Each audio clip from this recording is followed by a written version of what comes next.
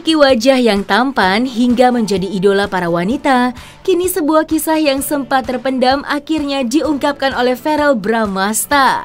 Ya, aktor berusia 25 tahun itu akhirnya mengakui jika dirinya sempat tidak bisa berpaling dari sang mantan kekasih. Siapa lagi kalau bukan Natasha Wilona. Namun kendati demikian, di balik cerita masa lalunya yang terbilang tidak berjalan dengan mulus soal pasangan, putra dari Vena Melinda itu nampaknya tidak ingin menyerah begitu saja dalam mencari pasangan. Dan diakui oleh dirinya, Verrell pun secara terbuka mengakui jika dirinya kini tengah menjalin kedekatan dengan sosok wanita yang masih dirahasiakan identitasnya. Lantas, seperti apakah curhat Verrell Bramasta terkait perjalanan cintanya yang terdahulu hingga yang sekarang? Oh enggak, kalau itu emang lucu-lucuan aja sih buat caption Instagram. Tapi masih susah lupain mantan? Jujur sempet sih ada waktu itu momen dia susah lupain mantan gitu. Cuman kan waktu berjalan udah cukup lama juga dan kita masih berhubungan baik juga. Jadi sama mantan-mantan semua masih bersahabat gitu. Bahkan sering ngasih support, masih sering chattingan, sering ketemuan. Jadi ya udah inilah, tutup lembar yang itu, udah move on ke lembar berikutnya. Pasangannya dulu ya, ditunggu ya nanti, makanya doain semoga secepatnya lah bisa mendapatkan pasangan yang pas dan bisa ke jenjang yang lebih serius. Untuk saat ini sih aku yang dekat udah ada gitu, cuman ya kita lihat nantilah, doain aja. Ngeklik ngajak serius ke depannya? Udah lumayan ngeklik ya.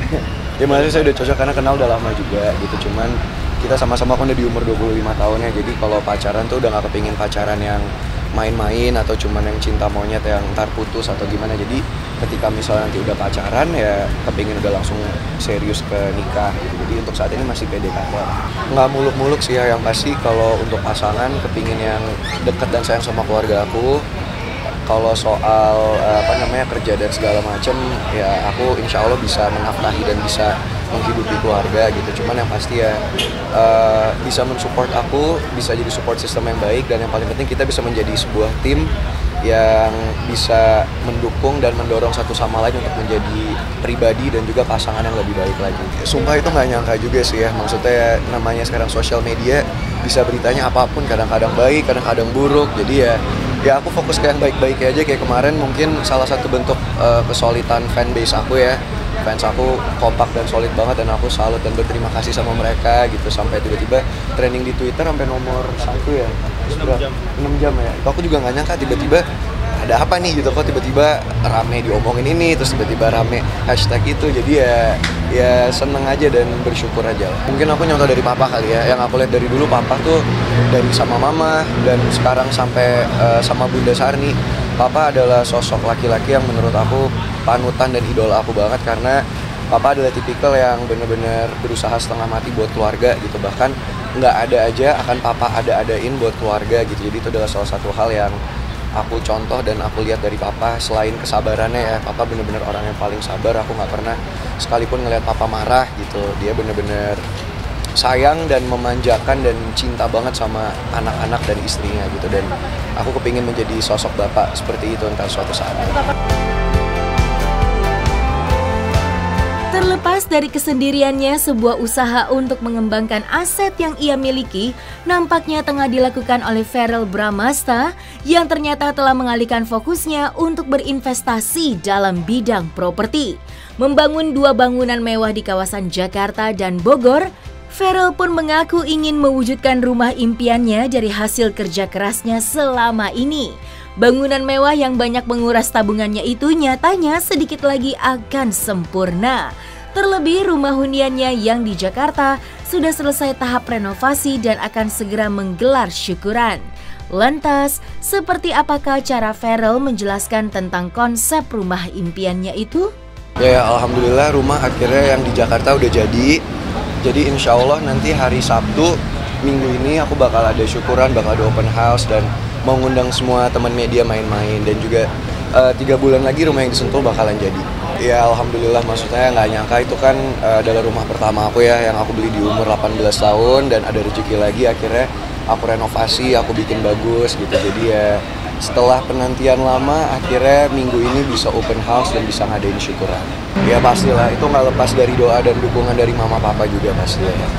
Kebetulan semua aku ikut langsung, jadi aku sama papa ikut dalam proses ngedesainnya, milih-milih barangnya, sampai terakhir segala proses dari budgeting sampai udah jadi, sampai finishing. Bahkan sekarang ngisi furniture aja aku sendiri gitu, jadi aku yang di sela-sela waktu aku misalnya sebelum syuting ke tempat furniture, aku beli furniture gitu, pilih perintilan-perintilan kecil.